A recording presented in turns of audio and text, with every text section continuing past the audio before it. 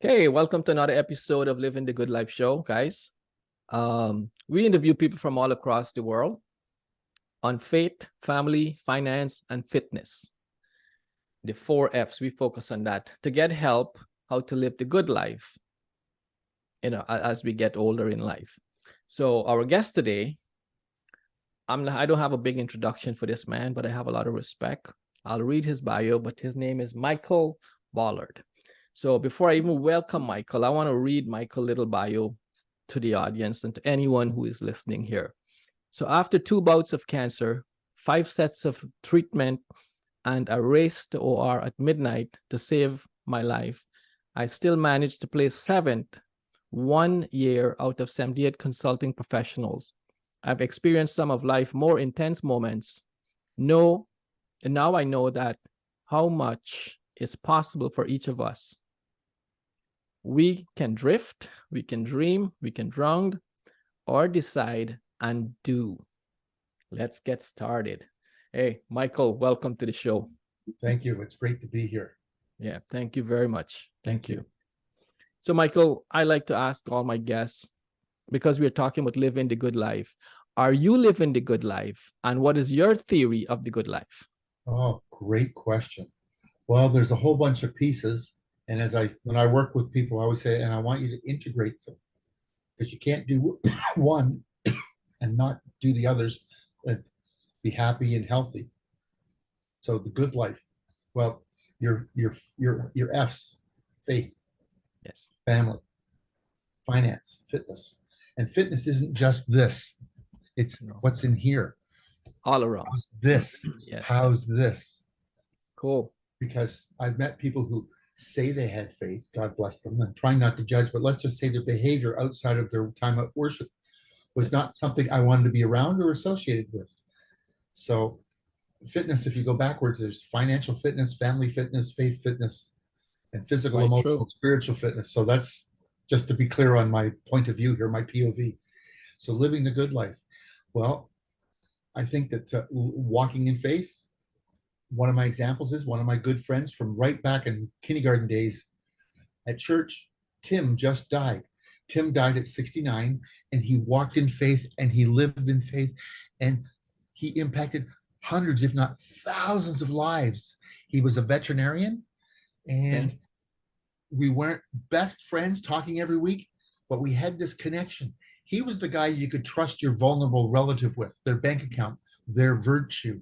They always left time with him better than they started. So to me, that's part of walking in faith. Now, can we do it every second, every day, every moment? No. When I was going through my 7-year health journey, I had days where I could help uplift others, and there was days where I could just be pleasant with them, and there was not a lot of gas in the tank to share. So it's not about perfection, it's about excellence. So faith, so family, blessed that both my daughters are healthy and safe, as are the 2 grandkids. And, these things go forward in life. Finance, do we have enough to stay safe? And do we share a little to a lot, depending on our lot in life at this point? Yes. Doesn't mean tomorrow, with a little help, a little education in the right direction, we can't go higher. Correct. And then, of course, the fitness. And we live in a society that really wants to pull us offside all the time. I love my mobile because of the pictures I get to take at family events, or little videos I get to share with my lonely acquaintances that are out of country, out of town. But also, I've turned off all my notifications because it gets in the way of calmness and serenity. And one of the things for me for the good life is attempting to live in the now. Wow. When I was ill with my cancer issues, the thing the therapist did not understand was why I was happy. I said, well, I've made choices. Yes, I could be dead in 6 weeks or 6 months. However, for today, I will have tears at what might not be. I will have tears in joy and celebration. I won the lottery. 2 loving parents. Wow, 25% of us roughly in North America don't have 2 parents. True. Wow, I had 4 grandparents till I was 13. 4 other adults loved me, a generation older. Aunties and uncles that were almost bound to countless. And one of my uncles had the courage when I had a school issue and failed a year. this is the 1960s, came and we went for a walk and a talk. And he shared how he made big mistakes in school. And yet, don't make my mistakes because there's consequences. Your father and mother are much smarter about school than I was. And they have these things accomplished. I'll never get them because I didn't get past grade 10.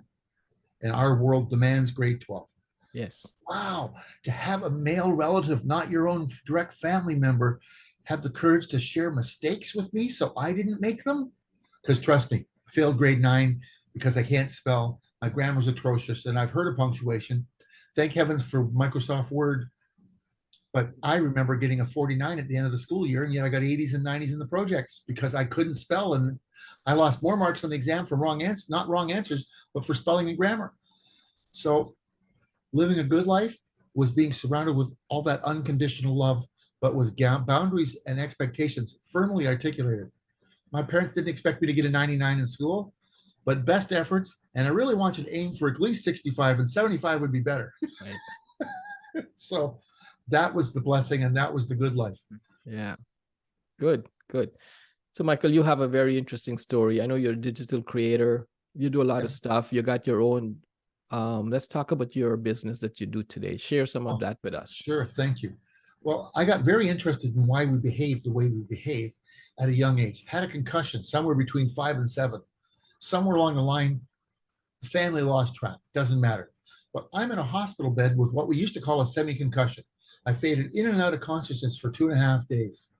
And of course, 1961, 1959, the x-ray machines were not extra accurate, but they didn't want to operate because I kept becoming conscious, then I'd fade away. But every hour on the hour for 2.5 days, they'd shine a light to make sure the pupils on one side were not dilating due to, or pinpricking due to brain expansion. And my roommate had a concussion from hitting the front of his head, just like me. I wanted everybody to whisper, please whisper. Don't yell, don't raise your voice. And could you turn the lights off? And this young man came in 3 hours after I did, and he was yelling and screaming and shouting. And now this is the early 60s. There's not 5 airplane flights a day from Phoenix. That's where one set of grandparents were. Okay. Other set of grandparents were in Florida. They hadn't both come back up. It was early spring. Dad was in Europe. It's the early 60s. They sent a telegram. He was going to catch a flight, but to get from Germany to London to Gander to Toronto. And so he was rightfully angry that he didn't have at least 2 parents. And where was the 4 grandparents? And he was nonstop loud for a day and a half. I don't know, we got the energy. Now, as an adult, I'm told that people that have brain injuries like we both did do exactly what we did. I wanted quiet and gentle and soft, and he was agitated. And where were the people to count? So at 6, I started really paying attention. He's grumpy on Mondays. She's really happy when she wears her white shoes. So I became a student of human behavior, much younger than most. Yeah. So that went fast forward when I had my sales coaching and counseling and all that stuff. When I got my cancer issues, I said to them in the hospital, what skills do you have to help me cope? Now, this was the 80s. Right. This was in a mid-sized hospital, 450 beds in Canada. Well, there isn't any. And I went, well, that's interesting. When I studied sports in high school, I got taught some skills so I could be a better athlete. And I was a good 6 out of 10 athlete. 10 out of 10 for attitude and 6 out of 10 for skill, but that's okay. Yeah. Grade 9, I remember, took martial arts for 4 years. Again, 10 out of 10 for attitude, 4 out of 10 for martial arts skills. But they taught me skills that I had to practice, and I had to pretend to fight you. I found out I could practice fight. Wow. Reduce your fear of fighting an enemy or a foe. Now, it was play fighting. I wasn't supposed to hurt you. I was supposed to throw a kick and just touch your nose. You were supposed to throw a roundhouse kick and just touch my ear. Right. That was a whole new mindset for me. So fast forward, I get cancer.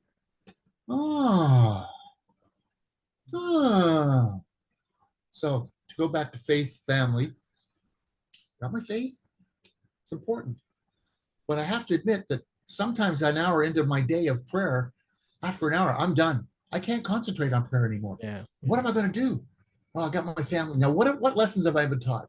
What did my dad say my grandmother, his mother, was spectacular at?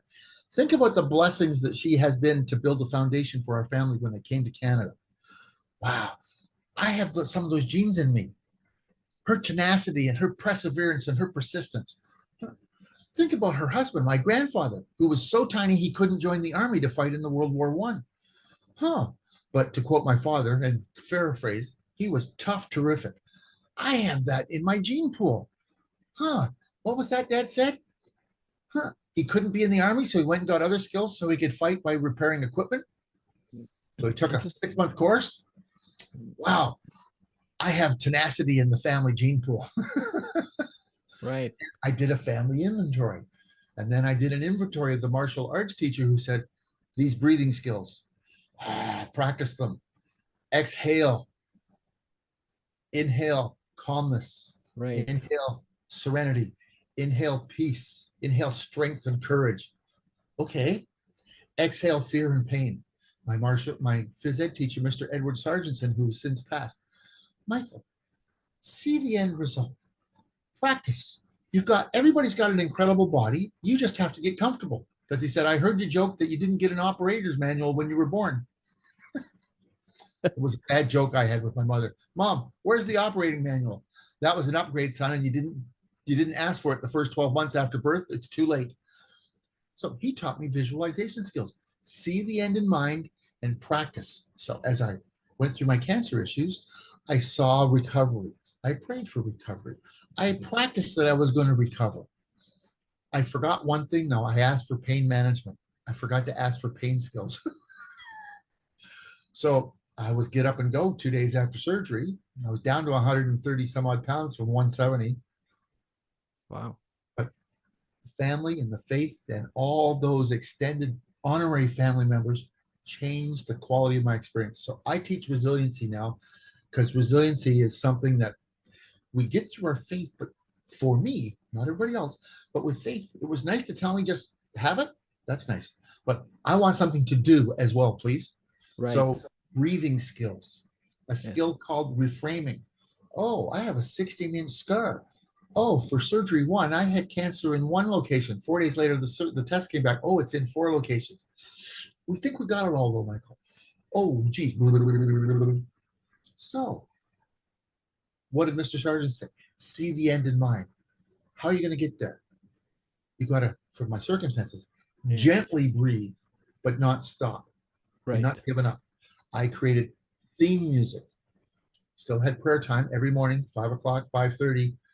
It was a bowel ward cancer. Nobody used the men's showers. They said the odd staffer in the middle of the night will lock the door and have a shower if they're feeling bad, just to freshen up. But other than the odd staffer, once a week, once a month, they're just not used. And I can attest to that. So I'd go in and tell them where I was going, lock the door, prayer, and then I would give myself permission to cry. And then I'd rally and say, okay, it's time. 23 more hours are going to fight the fight.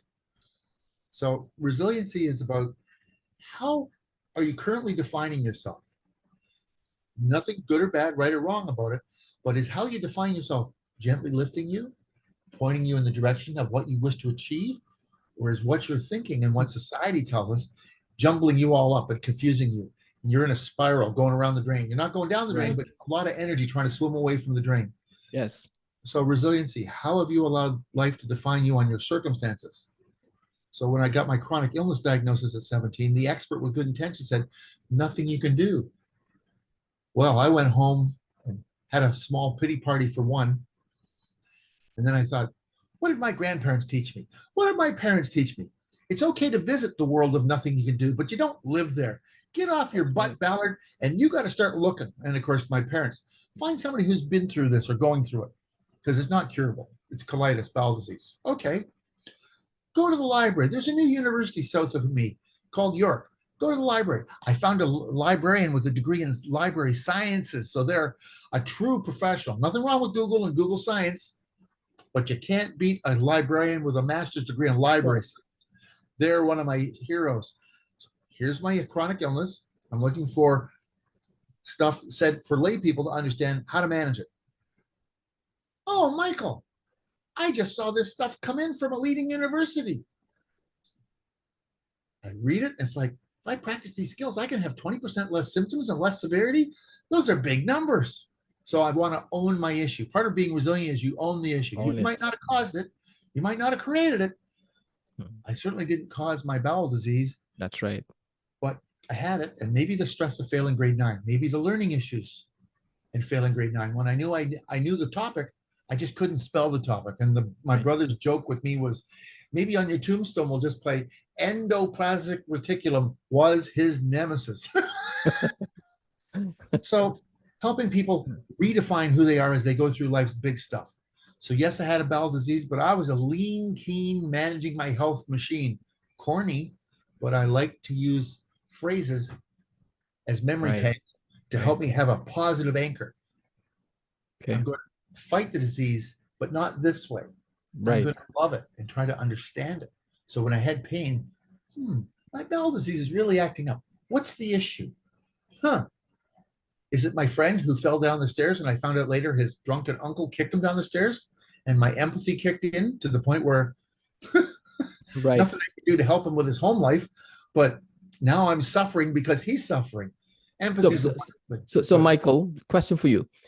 Is that what you're teaching today? That's Yes. your business? That's Okay. part of my business. Yes. Okay. So I work with individuals and families. I work with Yes. sales teams. Then there's the 21 skills. Yeah. Got another 30 plus to come out eventually, but it's Okay. all the time. And right now it's all in English, and we have the skills in Spanish, French, and Portuguese as well. Because Wow. we live in Toronto, we live in Ontario. Did you know there's over Right. 200 languages in Ontario? No. Yeah.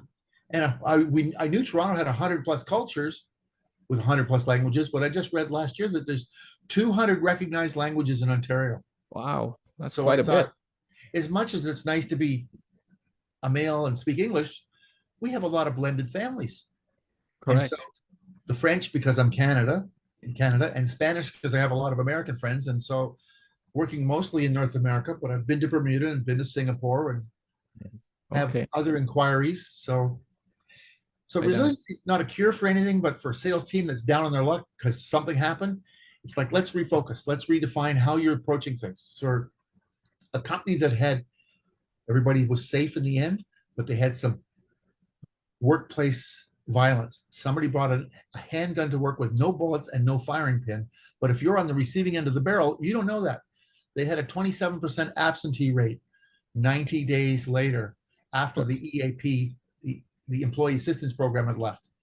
So I got hired to do 5 workshops for the staff. And then after the first one, I got asked by some of the staff, could we do something for spouses and youth and adults that still lived at home? So Right. maybe somebody has grandma at home that's 90. Can she come? Can the 13-year-old? Yes. So we did 3 2-hour programs for them so they could get the overall, because that way there was more support. Right. We got attendance back up to better than before the event within the 5 workshops in a couple of weeks. Good for you. So resilience is not supposed to be expensive. It's about creating habits that serve us well. So what's my belief system? I'm being interviewed. Oh, is he going to try to trap me to look stupid? Or is he going to be interviewed to help me put the message of resiliency out? I always believe it's the second one. Right. And that's I've the never had intention. anybody. Yeah, exactly. Because the more people we lift up, the more they lift us up. And Oh, absolutely. it becomes an upward spiral, which is That's just right. exciting. So I've been doing it since 1987. I've worked with the unemployed. Okay. I work with a world-class IT firm. I work with first responders. I work with what I call secondary responders, emergency room physicians, emergency room nurses, because they don't go to the accident to see the mess, but they still get people showing up as a mess. So Correct. intergenerational trauma. I'm not an expert. I'm a tour guide. So I don't do psychology, psychiatry, social work, but I'm a tour guide and say, so here's resiliency. If you're going to see your family doctor or another licensed expert, take what we're talking about with you so they know that we're doing this. So it is exhausting and I love it because I work Okay. with 3 and 4-year-olds that have witnessed things nobody should have to see, never mind a 3 or 4-year-old. And I got once to work with a nursing home of 88 to 103-year-olds who'd all been through, this is the 90s, World War II. And as they got older, as their body started to fail, they were getting angry and grumpy, taking it on relatives and staff. So the visitations from relatives were becoming less frequent. Just when they needed them more, So Right. my goal, I was tasked with trying to help them understand that aging was not a lack of moral, spiritual fiber, not a lack of courage. Yeah. And so the nurse of VP nursing that hired me said, Michael, you made a 53-year-old woman who's changed more adult diapers than most people will in 10 lifetimes laugh about getting older. So she said, if you can make them laugh about aging, you will help us immensely. So I got to work with them twice in their house of worship, no less. So That's I amazing. love doing it. It's exhausting, but it's worth every day. I just can't wait to Wow. do it. Good. That's interesting, Michael. Thank you for a lot of good nuggets that you share out there. And You. I like the word resiliency and the meaning of it. And it's just not a common word out there. No, no. Well, Not a common through word. COVID, the word got used a lot, but I'm not sure everybody knew exactly what it meant. Just be Correct. resilient. Yeah. It's like I said early in this, it's great to have faith and I believe unconditionally, but could you give me the process? Give me some True. skills. Yeah. And so True. that's why I love martial arts because it went together seamlessly. It didn't Yeah. contradict anything. And it That's right. went together exactly with what my parents taught me. And then my phys ed teacher, what he taught me, it all went together. And it was like, wow, am I ever fortunate and blessed to have all this family wisdom, a physical education teacher who didn't look at me as just some nerdy kid, but worthy of. And I was blessed to meet him when I was in my 50s and say, Mr. Sargentson, you changed my life. You were with me every hour in the cancer. I get really upset and happy. You changed my life because I practiced what you taught me, the visualization skills. And the doctors were amazed at how I didn't need as many pain meds because I said I wanted clarity. Because with clarity, I believe I do this better. With clarity, I did the exercises better. And with clarity, I could be more me because I also was respectful, but I was a bit of a goofball in the cancer ward. Yeah. Somebody sent me a plant. I stuck it on the other side of my IV pole and I got an empty chemo line and pretend taped it to me, went to the nurse's desk and said, it's all pretend and fake. Yeah. But then I went door to door. I said, I'm just joking, but I'm getting a new IV plant IV. If I turn green and grow roots, you'll know why, but I'll try anything to beat this stuff. So I Wow. created Good for laughter. you. I Yeah. wasn't a comic, but I created laughter. Wow. Good for you, Uh, Michael. And that's a good theory that a lot of people should embrace, especially during times of sadness or yes, some catastrophic event in your life. I know it's hard, but you have to muscle up that skill and try and able to develop that resiliency in order to yes, stay positive and keep an open mind and clear with a good vision. So yes. thank you very Thank much for you. sharing. You're Before we finish, is there anything you want to share with the audience to say where they can find Michael if they need some help in anything? Yes, I was going to tell people to check my website out, which is resiliencyforlife.com. Correct. Or if they're a business professional, they can find Michael Ballard on LinkedIn with also my business page there, Resiliency for Life. Okay. Thank you. And so there's a calendar. And if you go to Google business pages, I'm there with a calendar invite so you can book an appointment. Okay, So perfect. So thank you. one last question there, Michael. What do you have for breakfast in the morning normally? Recently, I've been I like to make bread. I find making and baking bread soothing, and I also takes me back to my mother and father, and my father when I'm 5. Okay. Now, son, I'm blessed to have your mother who can cook and bake better than me. But you like to eat, you need to learn how to do the cooking basics. So my mother at 6 or 7 showed me how to make bread a couple times, and then at 12, I got another couple of lessons, and at 14 or 15, your turn, you're making. You're the guy. And so I recently was trying to make a 12-grain bread cranberry raisin. Sounds interesting. And so I'm 80% to where I want to be with it. It's a little heavy because of the 12 grains, but I like to play with my food as long as it's not a waste. I Right. created a brick once, not enough water. So I had a piece of toasted cranberry raisin 12-grain bread for breakfast. And Okay. it sticks to my ribs right through to lunch. Right on. Right on. Good, good, good. Okay, cool. Listen, Michael, I appreciate your time so much. I Thank respect for what you went through Thank and you. how you come out of it. And it's a good message for my audience to see that it's not a showstopper. It shouldn't be that slow down. It's a speed bump in life. And it can And be a major speed bump. I mean, I met yeah, people in the ward who didn't make it out, but they went with grace and dignity correct. and Correct. they faced it. And like I Yep. said, you can fail physically, but spiritually, emotionally, intellectually, it's easy to say. Yeah. It Yeah. took No, you're absolutely. several weeks to get to that. Yeah. But it's like, I'm really sick. I had cancer in 4 spots, and it's really serious. Staff are whispering about me outside my door, but they didn't realize I had above average hearing. Yeah. Anyways, Good. So thank you very much for your time. thank And you. just for my audience, I just want to thank each one of you for tuning in and hope this message resonates and make one of you get some form of a message that it's going to help somewhere along the line.